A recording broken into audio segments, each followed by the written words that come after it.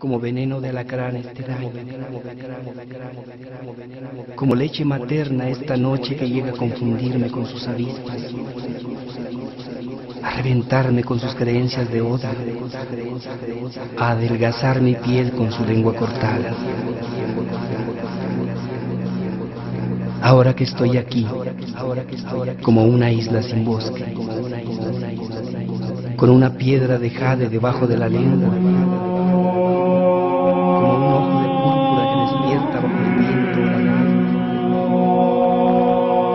para estar aquí y no llegar jamás al otro lado del mar con las encías sangrando, porque un ángel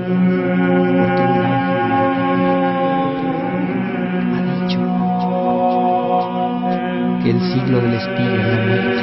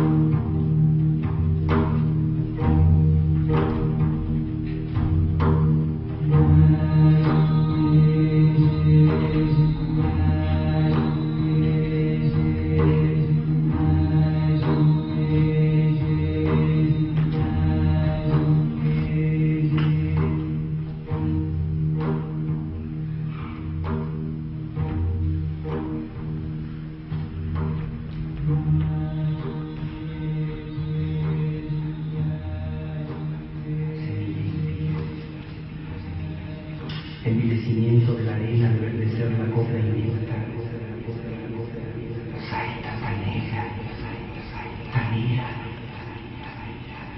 la boca como casa o caja.